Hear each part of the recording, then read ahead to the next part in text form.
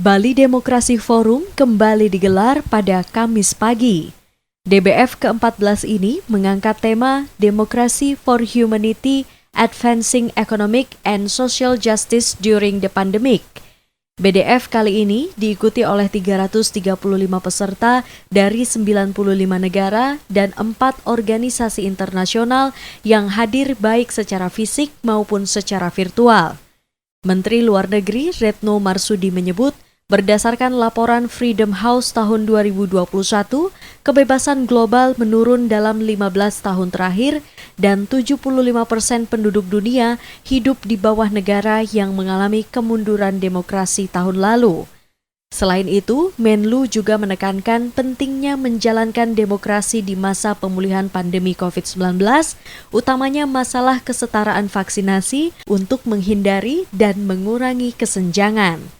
Retno Marsudi mencatat jurang kesenjangan vaksinasi saat ini masih sangat lebar, yakni sebanyak 64,94% populasi negara kaya telah divaksinasi setidaknya dengan 1 dosis. Sementara di negara berpendapatan rendah baru 8,06%. Menteri Luar Negeri Retno Marsudi juga mengklaim negara demokrasi paling baik dalam menangani pandemi COVID-19. Dalam sambutan pembukaan tadi, saya menyampaikan bahwa saat ini meskipun masih sangat rentan, dunia sudah mulai beranjak pulih dari pandemi. Ekonomi global diperkirakan tumbuh 5,9% tahun ini. Banyak negara telah melonggarkan kebijakan pengetatan, namun banyak juga negara yang melakukan pengetatan secara sementara karena munculnya varian baru Omikron. Mindset telah berubah dari bertahan menjadi pemulihan, from survival to recovery. Saya sampaikan bahwa pandemi ini datang saat demokrasi di banyak negara mengalami kemunduran.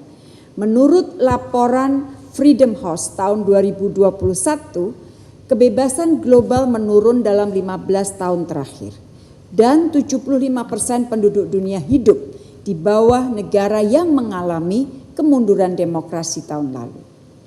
Pandemi semakin memperburuk kemunduran demokrasi tersebut karena telah memaksa kita untuk mengubah cara kita menjalankan pemerintahan. Dan kita harus mencari titik keseimbangan antara menegakkan nilai-nilai demokrasi dan menerapkan peraturan untuk mengatasi pandemi. Saya menegaskan, sebagian negara setelah kita lihat, sebagian negara berhasil dengan baik dan sebagian lagi mengalami kesulitan mempertahankan demokrasi di tengah pandemi.